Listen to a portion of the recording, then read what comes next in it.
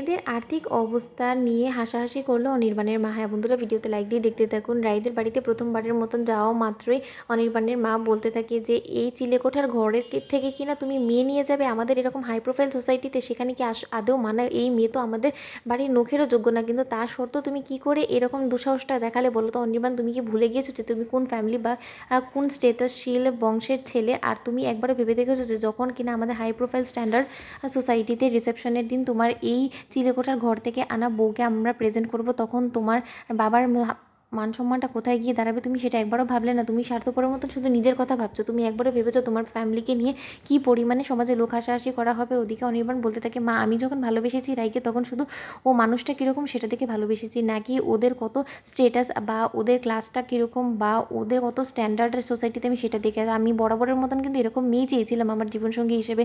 হ্যাঁ, হয়তো বা আমি প্রথমবার ফেল হয়ে গিয়েছি, প্রথমবার আমার ভালোবেসে বিয়ে করেছিলাম, কিন্তু তা সত্ত্বেও হয়তো বা প্রথমবার আমি মানুষটাকে ভালোভাবে বুঝে উঠতে পারিনি। কিন্তু এবার আমি সেই ভুলটা করিনি। আমি রাইকে এবার যথেষ্ট পরিমাণে পরখ করেই আমি আমার জীবনে জায়গা দিয়েছি। তাই আমি আশা করবো যে তুমি আর কোনো রকম কোনো ব্যাঘাত ঘটানোর চেষ্টা করবে না আমাদের এই বিয়েতে। ওদিকে অনির্বাণের মায়ের সাথে রাইয়ের মায়ের আলাপ হওয়া মাত্রই অনির্বাণের মা রাইয়ের মাকে প্রশ্ন ছুড়ে দেয়, বলতে থাকে, আপনার এত বড় সাহস হয় কী করে? আপনি যখন দেখেছেন যে আমাদের অনির কতটা স্টেটাস আর ও কত অর্থশালী একটা বংশের ছেলে, তা সত্ত্বেও আপনি কী করে আপনার এই চিলেকোঠার ঘর থেকে ঘরে বড় হওয়া এই 2 টাকার মেয়েকে আপনি আমাদের ছেলের ঘাড়ে চড়িয়ে দিলেন? বলুন তো, আপনার এটা তো একবার ভাবা উচিত ছিল যে এরকম অর্থশীল বা এরকম স্টেটাসশীল ফ্যামিলিতে কী করে আপনার মেয়ে চলবে? আপনি একবার ভেবে দেখেছেন? মা হিসেবে আপনার লজ্জা করলো না? তখন অনির্বাণের বলতে থাকে যে, মা তুমি কেন ওনার দিকে এরকম করে আঙুল তোছার? তুমি কেন ওনাকে অপমান করছো বলো তো? আমি সেটাই বুঝতে পারছি না। আমি তো তোমাকে বারবার করে বলছি যে রাই আমার পছন্দ, আর আমি নিজে থেকে ওনার কাছে এসে প্রস্তাব দিয়েছি রাইকে বিয়ে করার জন্য। উনি তো আমার কাছে গায়ে পড়ে এসে ওনার মেয়েকে ঝুলিয়ে দেন না। তুমি এই প্রসঙ্গে কথাই বা কেন তুলছো বলো তো?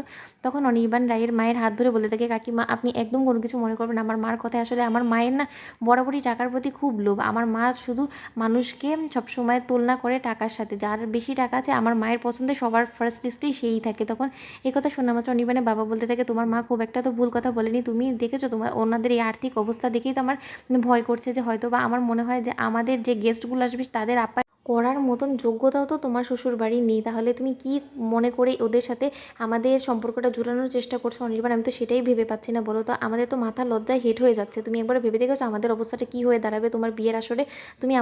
তোমার বিয়ের আসরে একটা কার্টুন বানানোর জন্য তুমি এরকম করছো, তাই না? তুমি একবারও আমাদের কথা ভাববে না? তখন অনির্বাণ বলতে থাকে, আমি যাকে ভালোবেসেছি আর আমি তাকেই বিয়ে করবো, এটাই আমার লাস্ট ডিসিশন। আর তুমি ওদের আর্থিক অবস্থা নিয়ে একদম লোক হাসাহাসি করার চেষ্টা করবে না মা, সেটা কিন্তু আমি মোটেও ভালোভাবে মেনে নেব না। তাই আমি তোমাকে আগে ভাগেই বুঝিয়ে দিচ্ছি, তুমি যদি এটা ভালোভাবে বুঝে যাও তাহলে ভালো, নয়তো বা তুমি চাইলে এই বিয়ে থেকে সরেও যেতে পারো। তো বন্ধুরা, ভিডিওটি ভালো লেগে থাকলে অবশ্যই লাইক কমেন্ট শেয়ার করো, সাবস্ক্রাইব করতে ভুলো না।